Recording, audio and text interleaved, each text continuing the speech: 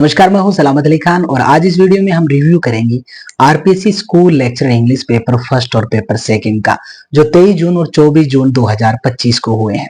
Paper first का कितना अहम रोल रहेगा आपके स्कूल लेक्चर सिलेक्शन में और कितनी इस बार कट ऑफ जा सकती है।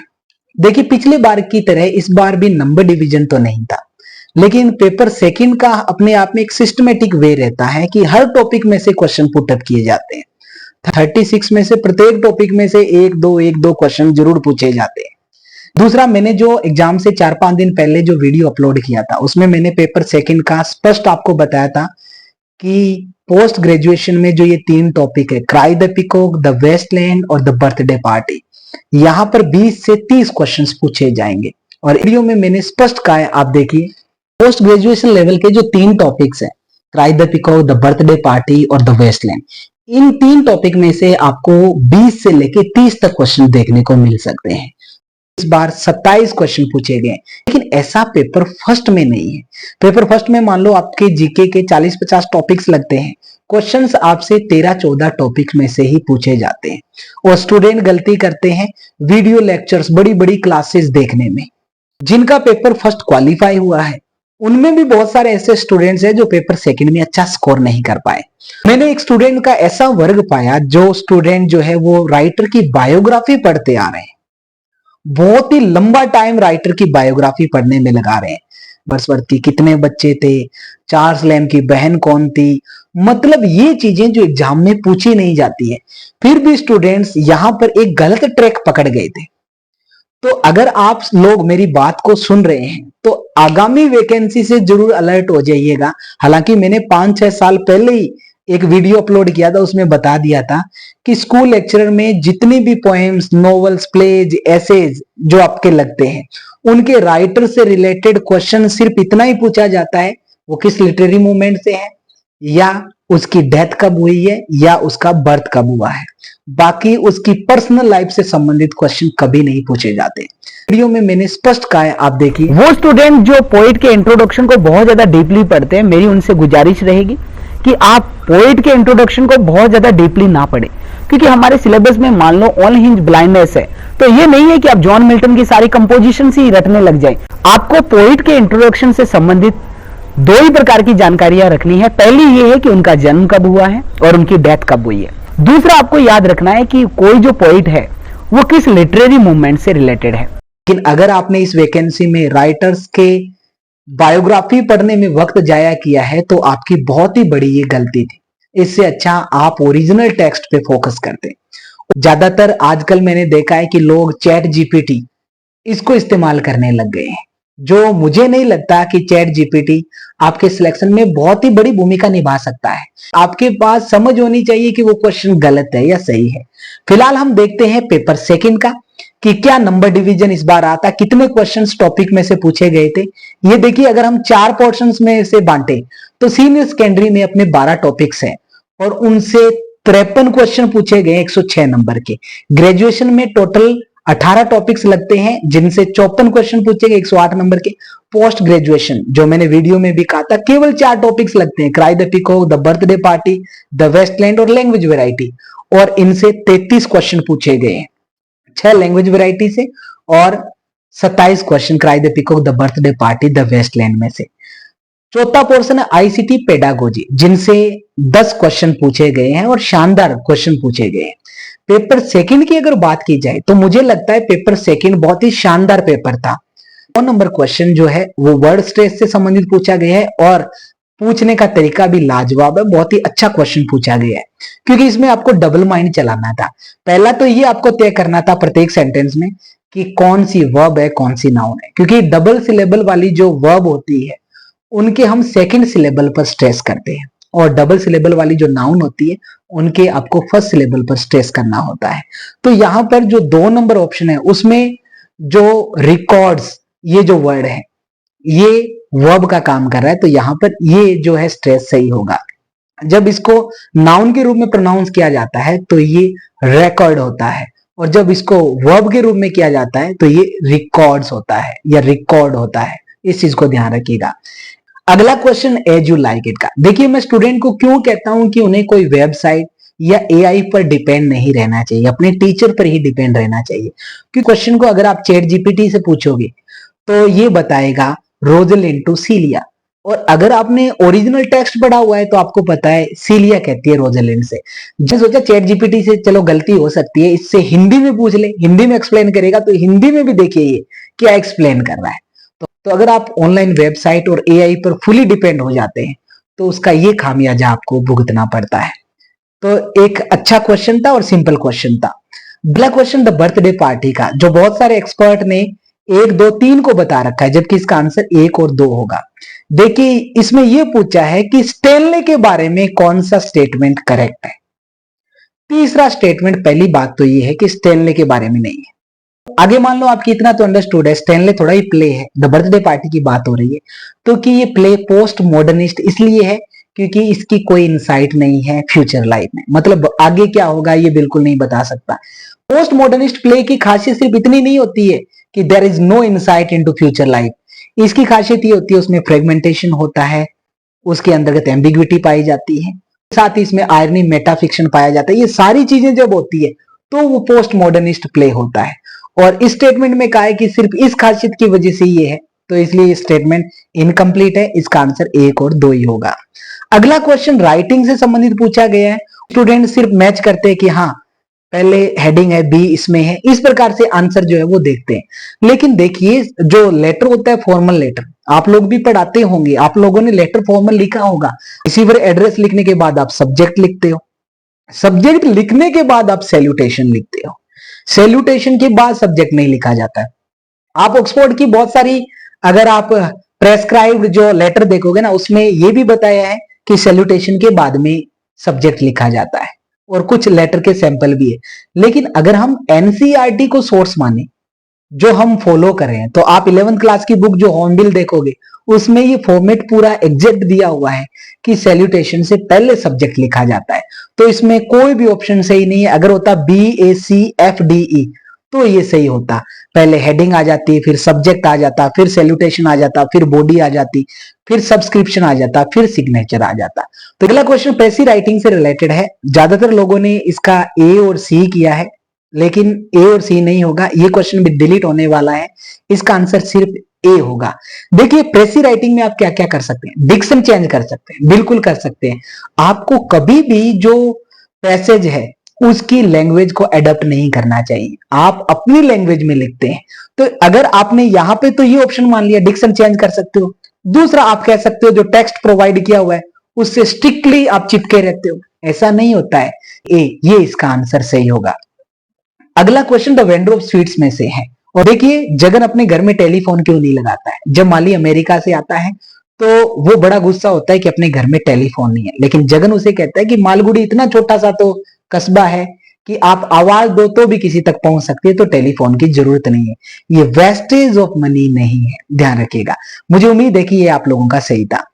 अगला क्वेश्चन द वेस्टलैंड में से पूछा गया है, लेकिन हैरानी वाली बात यह कि कोई रेफरेंस ही नहीं दी। देखिए अगर क्वेश्चन में रेफरेंस नहीं दिया जाता है ना तो वो क्वेश्चन इनकम्प्लीट माना जाता है। आप कैसे तय कर सकते हैं कि ये द वेस्टलैंड में से ही पूछा गया है? कौन सी ऐसी फ्रेज, क्या 434 लाइन आपके दिमाग में घूम रही है क्या कि आपको कोई भी वर्ड दे दे और आप पहचान लोगे? तो ओरिजिनल टेक्स्ट भले ही पढ़ा हो, रेफरेंस भी उसका क्वेश्चन में देना बेहद जरूरी होता है। देखिए जो ये वैगनर है उसका ओपेरा है ट्रिस्टन एंड आइसोल, उसके अंतर्गत एक रेफरेंस आता है, आयरिश गर्ल है जिसे हाइसिंथ गर्ल के रूप में देखा गया है। उसको उसका लवर जो है ना वो हाइसिंथ फ्लावर देता है।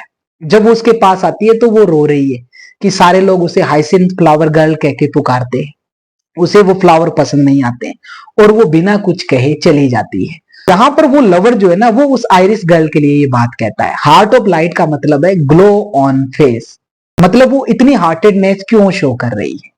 तो ये उस रेफरेंस में से लिया गया। हालांकि आंसर तो है इसका 4th नंबर, लेकिन बिना रेफरेंस के ये क्वेश्चन पूछा गया है तो ये पक्का ही डिलीट होने वाला है। ऐसा ही क्वेश्चन बिना रेफरेंस के पूछा गया है in praise of chimney sweeper में से। चलो ये तो इजी है और आपने तय भी कर लिया होगा कि in praise of chimney sweeper में से पूछा गया, लेकिन यहां पर रेफरेंस नहीं दिया गया है। रेफरेंस नहीं है तो ये क्वेश्चन भी अपने आप में इनकम्प्लीट माना जाएगा। मुझे नहीं लगता कि किसी भी स्टूडेंट का ये क्वेश्चन गलत है और आरपीएससी भी इसे मुझे लगता है डिलीट नहीं करेगी। अगला क्वेश्चन टीएस इलियट के ही द वेस्टलैंड से लिया गया। द वेस्टलैंड से अच्छे क्वेश्चन पूछे गए 10 क्वेश्चन और क्वालिटी वाले क्वेश्चन पूछा गया है कि कौन सी फ्रेंड ने ये कहा है कि जो ये वेस्टलैंड है वो टॉम की ऑटोबायोग्राफी है। पहले तो ज्यादातर स्टूडेंट यहाँ पर तुक्का लगाते हैं और एजरा पाउंड करते हैं क्योंकि ये सारी द वेस्टलैंड है उन्हीं को तो डेडिकेट है। एजरा पाउंड ने बहुत बड़ा हिस्सा कटवा दिया था इस पोएम का, तब जाके ये फॉर्मेट हमारे सामने आया है। तो ज्यादातर दिमाग में एजरा पाउंड रहता है, लेकिन टॉम की ऑटोबायोग्राफी है ये मैरी हचिंसन ने कहा है।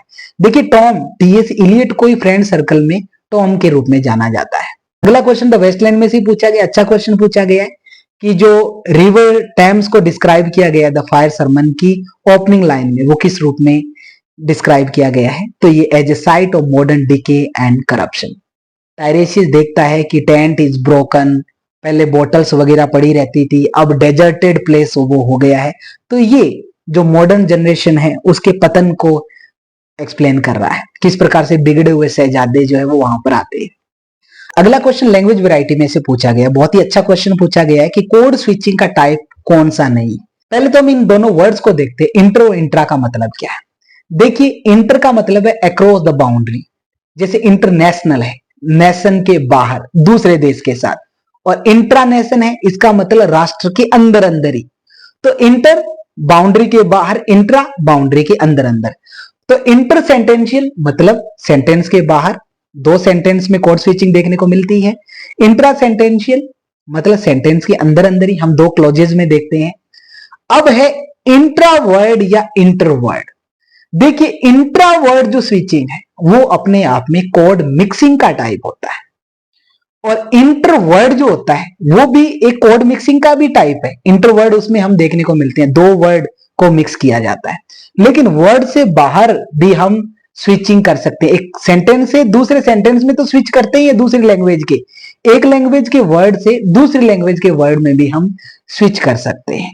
जैसे वाव समुद्र, मतलब वाव जो है वो इंटरजेक्शन इंग्लिश का है, और यहां से हम डायरेक्ट हिंदी में स्विच हो गए, तो मतलब वर्ड से दूसरे वर्ड में स्विच होया जा सकता है। लेकिन एक वर्ड के अंदर ही, जैसे हम कह देते हैं स्टूडेंटों, टीचरों, यहां पर जो टीचर जो है इंग्लिश का वर्ड है रूट वर्ड, और इसके साथ इन्फ्लेक्शन जो है वो हिंदी की जोड़ी गई है। तो इंट्रा वर्ड स्विचिंग जो है वो इसका टाइप नहीं है, इसका आंसर होगा इंट्रा वर्ड। फोनेटिक्स का क्वेश्चन मोस्टली आरपीएससी को नहीं पूछने आते हैं, और ये बढ़िया बात है नहीं आती है तो, क्योंकि बहुत सारे स्टूडेंट्स को ये टॉपिक काफी टफ लगता है। तो ये क्वेश्चन डिलीट होगा, कोई भी ऑप्शन इसमें से सही नहीं है। अगला क्वेश्चन लैंग्वेज वैरायटी का बहुत ही बढ़िया क्वेश्चन पूछा गया है। निश्चित रूप से बहुत सारे स्टूडेंट का ये क्वेश्चन गलत हुआ है।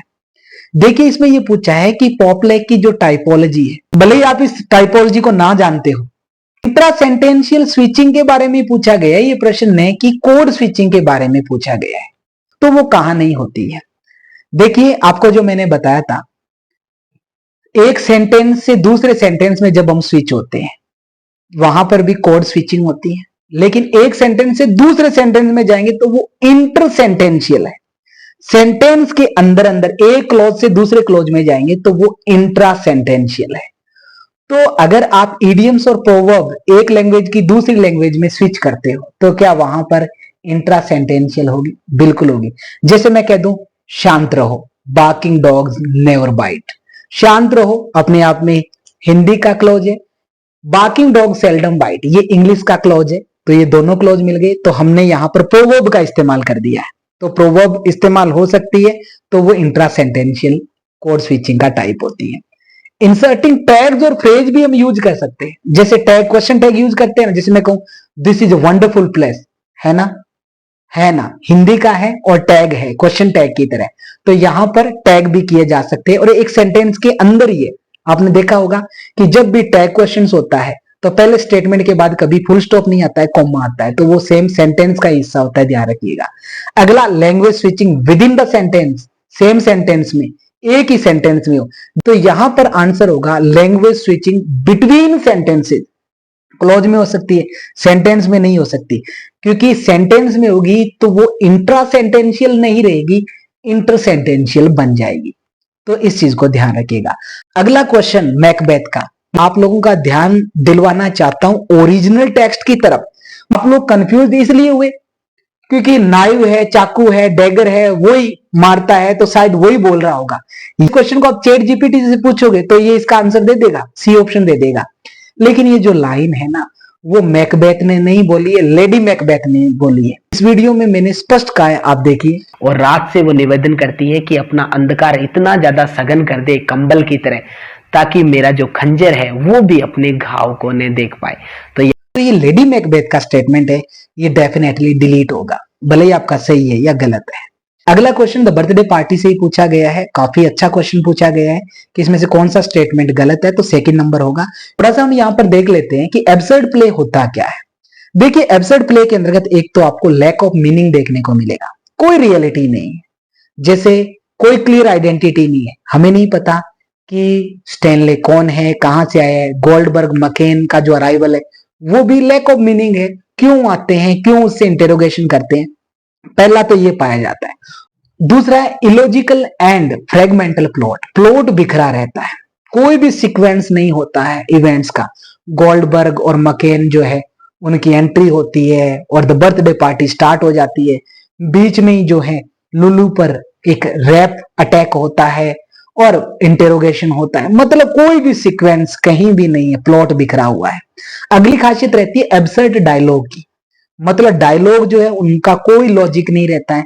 जैसे हम मैग और स्टैनले का कन्वर्सेशन देखेंगे या मकेन गोल्डबर्ग जो इंटेरोगेशन कर रहे हैं, why did you kill your wife, why have you left the organisation, मतलब ये सारे जो उटपटांग क्वेश्चन है इनकी कोई रियलिटी नहीं है, तो ये सारी खासियत होती है, तो वो एक एब्सर्ड प्ले बनता है। और एग्जिस्टेंशियल थीम्स इसमें देखने को मिलती है, मतलब एक संघर्ष करता हुआ दिखाया जाता है मुख्य पात्र को। स्टैनले वेबर जो है वो अपनी फेक आइडेंटिटी के साथ बोर्डिंग हाउस में रह रहा है, क्या उसकी आइडेंटिटी है, अपनी आइडेंटिटी को वो छुपा रहा है, स्ट्रगल कर रहा है, गोल्डबर्ग मकेन जो है उसको लेके जा रहे हैं, तो ये एग्जिस्टेंशियल थीम्स इसमें पाई जाती है। एम्बिग्विटी तो देखने को मिलती है, कोई क्लैरिटी नहीं है कि आखिर क्या रियलिटी है, क्या घटना है, रीडर जो है वो समझ ही नहीं पाते, तब जाके एक एब्सर्डिस्ट प्ले बनता है। तो ये सारे स्टेटमेंट सही है, बस ये सेकंड नंबर गलत होगा। अगला question the mayor of Casterbridge में से है और इसमें पूछा गया है कि हेंचार्ड जो है वो अपनी वाइफ को बेचने के बाद पहला काम क्या करता है, तो इसका सही आंसर है he goes to church and makes a confession.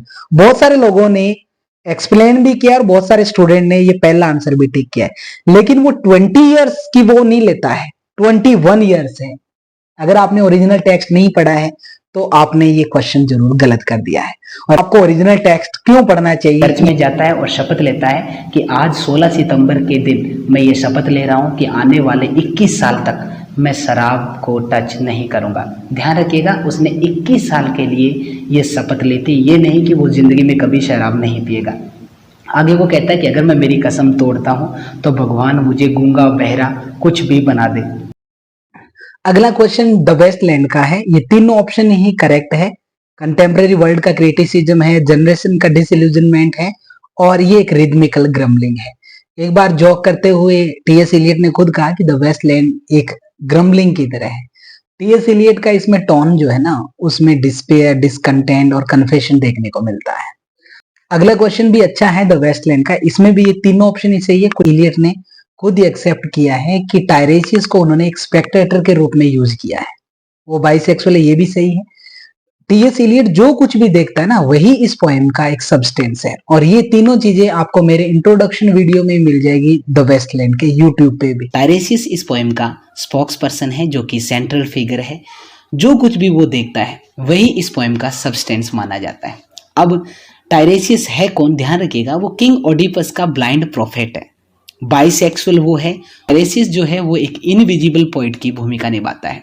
Elliot ने हालांकि उसे एक स्पेक्टेटर माना है, एक केवल एक दर्शक माना है, न कि एक कैरेक्टर माना है। अगला द वेस्टलैंड का भी अच्छा क्वेश्चन है, हो सकता है स्टूडेंट का ये गलत हो। Who is the third who walks always beside you? देखिए, इसका सही आंसर तो वैसे अंटार्कटिक है, न कि अंटार्कटिका, तो इसमें कोई ज्यादा डिफरेंस आरपीएससी नहीं मानेगी। ये अर्नेस्ट शेकल्टन जो है वो और उनके दो फ्रेंड जो है वो अंटार्कटिक एक्सपेडिशन के दौरान ये महसूस करते हैं कि कोई फिगर उनके साइड में चल रही है। वहां से इंस्पायर हुए टीएस इलियट इस द वेस्टलैंड में इसको इंक्लूड किया। इसके अंतर्गत तो ये थ्योरी है कि जो फॉलोवर्स है जीसस क्राइस्ट के, वो इमोस की तरफ जा रहे हैं ये देखने के लिए कि जीसस क्राइस्ट जो है वो रिवाइव हो चुके हैं या नहीं हो चुके। तो इस प्रकार से दो फॉलोवर जो इमाउस की तरफ जा रहे हैं उनके बीच एक शेडो दिखाई देती है, हुडेड है वो, चेहरा दिखाई नहीं दे रहा है। और सेंट ल्यूक की गॉस्पल के अंदर जो 24th चैप्टर है उसमें ये मेंशन किया हुआ है कि जब जीसस क्राइस्ट के दो फॉलोवर्स इमाउस की तरफ जा रहे तो उनके बीच जीसस क्राइस्ट जो है वो अपीयर हुए। हालांकि कुछ क्रिटिक्स मानते हैं कि क्रिश्चियन के साथ डेविल भी चलता रहता है, जो इस बात को देखना चाहता है कि वो मेटेरियलिस्टिक पर्सन बना है या नहीं बना हुआ है। लेकिन बाइबल के अकॉर्डिंग माना जाता है कि जीसस क्राइस्ट के रेजरेक्शन के बाद, पुनर्जीवन के बाद, हर क्रिश्चियन के साथ वो चलते रहते हैं। इसका सही आंसर वैसे अंटार्कटिक है, तो अंटार्कटिका को सही मान लिया जाएगा। द बर्थडे पार्टी का ये क्वेश्चन अच्छा है। गिडी विद इंसाइटमेंट, मैग का एटीट्यूड इसमें यही था, बड़ी एक्साइटेड थी वो। मैग जो है वो अकेली डांस कर रही है, टेबल के चारों ओर घूमते हुए वो डांस कर रही है और अपना पैक जो है वो ले रही है। अगला क्वेश्चन कॉन्सेप्ट अटेनमेंट मॉडल का है। बहुत ही बढ़िया क्वेश्चन पूछा गया है कि मान लो एक इंग्लिश टीचर है, वो इंटरजेक्शन पढ़ा रहा है कॉन्सेप्ट अटेनमेंट मॉडल जो कि जेरोम ब्रूनर का है, तो इसमें से कौन सी एक्टिविटी रिक्वायर्ड नहीं होगी। देखिए कॉन्सेप्ट अटेनमेंट मॉडल के अंतर्गत क्या होगा, जैसे पहले जो है इंटरजेक्शन को ये नहीं कि सीधा इंट्रोड्यूस करवा दिया जाए कि interjection are the words which express our sudden emotions. जैसे हम डायरेक्ट मेथड में देखते हैं, पहले एग्जाम्पल्स लिखे जाते हैं फिर रूल्स क्रिएट किए जाते हैं, तो वैसे ही इसके अंतर्गत क्या होगा, इंग्लिश टीचर जो है वो 5-6 सेंटेंस लिखेगा, एक में लिख देगा वो जिसमें इंटरजेक्शन का यूज किया गया, एक जिसमें इंटरजेक्शन का यूज नहीं है। मतलब पॉजिटिव एग्जाम्पलर तो वो हो गए जिसमें इंटरजेक्शन का यूज है, नेगेटिव वो हो गए जिसमें इंटरजेक्शन नहीं है। जैसे hurray we have won the match, alas we have lost the match, wow this is an amazing place. ये 3 तो सेंटेंस लिख दिए इंटरजेक्शन के, और 3 ही लिख देंगे वो जिसमें इंटरजेक्शन यूज नहीं है। जैसे she is a beautiful girl, this is a wonderful place, she plays well. Student जो है वो खुद आइडेंटिफाई करेंगे कि ये 3 स्टेटमेंट अलग है, ये 3 अलग है, तो मतलब इनमें जो ये वर्ड है वही इंटरजेक्शन है जो उनको पढ़ाया जा रहा है। अब इंटरजेक्शन है क्या वो ये नहीं जानते, बस आइडेंटिफाई करना सीख गए कि हाँ ये इंटरजेक्शन वाले सेंटेंस है, ये बिना इंटरजेक्शन वाले हैं। अब स्टूडेंट को कुछ एग्जाम्पल जनरेट करने के लिए कहा जाएगा, इनसे मिलते जुलते, तो स्टूडेंट खुद एग्जाम्पल जनरेट करेंगे जिनमें इंटरजेक्शन का इस्तेमाल है। जैसे ouch something pricked on my leg, oh we have made mistakes, तो इस प्रकार के एग्जाम्पल। तो यहां से स्टूडेंट समझ जाएंगे कि इंटरजेक्शन क्या होते हैं। इंटरजेक्शन वो वर्ड होते हैं जो हमारी सडन इमोशंस को एक्सप्रेस करते हैं, तो यहाँ पे कॉन्सेप्ट अटेनमेंट हो जाएगा उनका, और अब वो इस कॉन्सेप्ट की टेस्टिंग हाइपोथेसिस कर सकते हैं। तो इसका मतलब ये 3 ऑप्शन सही है, जो थॉट्स वाला ऑप्शन है ये गलत है। स्टूडेंट को थॉट्स डिस्क्राइब करने के लिए नहीं कहा जाएगा कि इंटरजेक्शन पर आपके क्या विचार है बताइए, तो स्टूडेंट ये थोड़ा ही कहेंगे इंटरजेक्शंस आर डिफिकल्ट वर्ड्स या इजी वर्ड्स या गुड वर्ड्स, फनी वर्ड्स, वो इनका कॉन्सेप्ट जो है वो अटेनमेंट कर पाते हैं। तो ये क्वेश्चन काफी अच्छा था। ये थे सारे डाउटफुल क्वेश्चंस, तो अगर ये आपके सही होते हैं तो आप सिलेक्शन की दौड़ में हैं। कुछ एक्सपर्ट कहते हैं कि पेपर काफी इजी था, मुझे लगता है ये पेपर काफी टफ था एवरेज स्टूडेंट के लिए। क्वेश्चन पूछने का स्टैंडर्ड अब तक में सबसे बेहतरीन कहा जा सकता है। तो फिलहाल आपका वो आंसर जिसके लिए आप यहाँ पे काफी देर से इस वीडियो को देख रहे हैं कि फाइनल कट ऑफ कितनी रहेगी। देखिए सभी कैटेगरी के लिए क्वालिफाई होना तो बेहद जरूरी है। अब तय करेगा आपका सेकंड पेपर। सेकंड पेपर में अगर जनरल कैटेगरी वालों को चाहिए तो 124 से 125 क्वेश्चंस अगर बचा लेते हैं तो उनका सिलेक्शन तय है। मतलब 308 से 310 तक जनरल की मेरिट रहने की संभावना है। ईडब्ल्यूएस में 114 से 115 क्वेश्चन, मतलब 288 से 290 नंबर तक आपका सेफ स्कोर है। ओबीसी को 118 से 119 तक चाहिए, मतलब 296 से 298 तक ओबीसी की मेरिट रहने की संभावना है। एससी की 108 से 110 क्वेश्चन सब्जेक्ट में, मतलब 272 से 274। एसटी में अगर 100 से 102 तक आपके ओपन से 256 तक, तो आप पूरे तरीके से सेफ है। तो आपको जो ये स्क्रीन पर दिखाई दे रहे ये फाइनल कट ऑफ है मेरे एक्सपीरियंस, मेरे अनुमान के हिसाब से। अगर आप इस दायरे में आते हैं तो आपको एडवांस में कांग्रेचुलेशंस। अगर आप इस दायरे में नहीं आते हैं तो भी निराश ना होइए, आगामी बहुत बड़ी वैकेंसी और आ रही है स्कूल लेक्चरर की। और दूसरा, सेकंड ग्रेड का जो एग्जाम है सितंबर में, उसकी आप तैयारी बेहतरीन तरीके से कर सकते हैं। लेकिन इस बार आपको वो गलतियां नहीं करनी है जो फर्स्ट ग्रेड में की है। बड़े बड़े वीडियो लेक्चर्स जीके के नहीं देखने हैं, बुक से पढ़िए, एनसीईआरटी की बुक से पढ़िए। और अगर आप मेरे साथ तैयारी करना चाहते हैं सेकंड पेपर की, तो कंप्लीट कोर्स मेरे इस ऐप पर अवेलेबल है, आप इसे ज्वाइन कर सकते हैं। अगर आप ज्यादा फी अफोर्ड नहीं कर सकते तो काफी बड़ा डिस्काउंट आपको दिया जा सकता है इन बचे हुए महीनों के लिए। दूसरा, स्कूल लेक्चरर की अगर आप तैयारी जारी रखना चाहते हैं तो भी आप हमारा कोर्स ज्वाइन कर सकते हैं, लेकिन आप ओरिजिनल टेक्स्ट पढ़िए, आपको सिलेक्शन से कोई नहीं रोक सकता है। तो फिलहाल इस वॉल्यूम में इतना ही, मिलते हैं एक और नई इन्फॉर्मेटिव वॉल्यूम के साथ। तब तक के लिए दीजिए इजाजत, शब्बा खैर।